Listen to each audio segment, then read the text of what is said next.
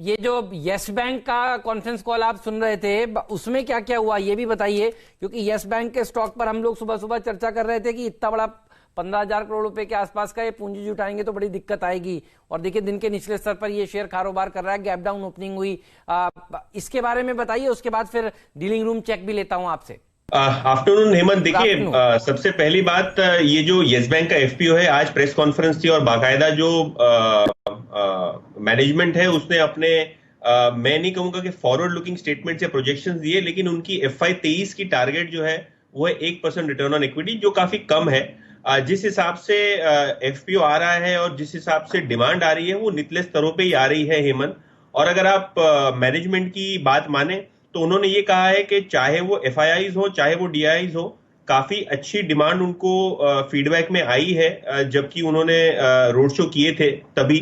और overall basis पे अगर आप येस बैंक का एफपीओ देखें, जब ये 12 से 13 रुपए का प्राइस बैंड जो आप देख रहे हैं, उतना ही प्राइस बैंड पे आपको काफी प्राइवेट सेक्टर की बैंक्स अवेलेबल मिल रहे हैं, चाहे वो IDFC फर्स्ट बैंक हो चाहे बंधन बैंक हो, सभी लगभग 0.7 टाइम्स या 0.8 times price to book value forward basis पे, एडजस्टेड बेसिस पे मिल रहा है। तो ये प्राइस बैंड काफी अट्रैक्टिव है, लेकिन जैसे कि आप बता रहे हैं कि करंट मार्केट प्राइस जो है वो काफी ज्यादा है एफपीओ से, और धीरे धीरे जैसे ही इसमें आर्बिट्राज होगा, क्योंकि SLBM एक विंडो है और जो इन्वेस्टर्स है एग्जिस्टिंग वो भी थोड़ा बहुत शेयर बेच सकेंगे लॉक इन को छोड़ के, तो धीरे धीरे प्राइस एग्जिस्ट होगा। इसके अंदर फ्लोट नहीं है, इसके लिए हम शार्प रिएक्शन नहीं देख रहे हैं। लेकिन अगर आप मैनेजमेंट की कमेंट्री देखें तो जब उनके पास पैसा आएगा ये 15,000 करोड़ का, तभी कैपिटल एडिक्वेसी रेशियो जो है लगभग 13% के आसपास हो जाएगी।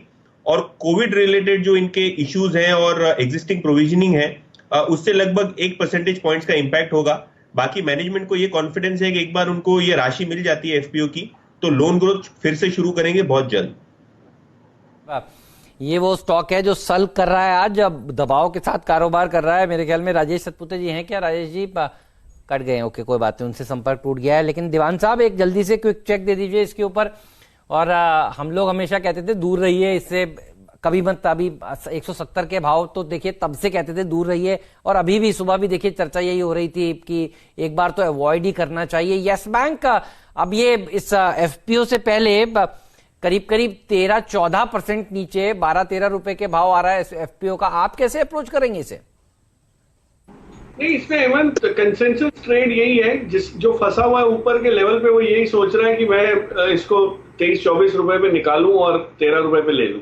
तो वो जब सारी भीड़ एक ही दिशा में जब जा रही है तो स्टॉक को रोकने, ऊपर रहने का कोई मुमकिन जो है वो थोड़ा सा कम लग रहा है, आसार कम लग रहे हैं।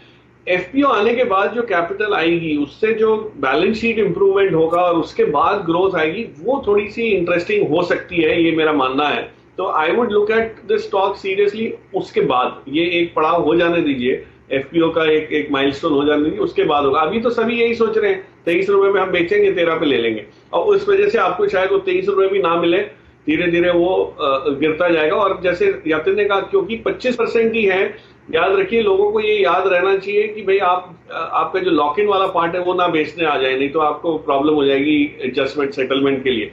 तो जो बेच रहे हैं वो ध्यान से बेचें, उतना ही बेचें जो फ्री फ्लोट में है, जो अनलॉक्ड है।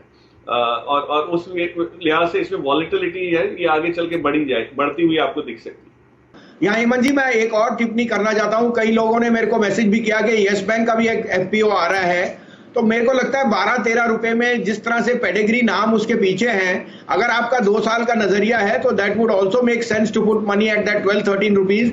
इन the next 2 years you could see a turn around in this bank also. तो मेरी तरफ से दोनों जो एफपीओज आ रहे हैं उनमें I would say subscribe is a thumbs up.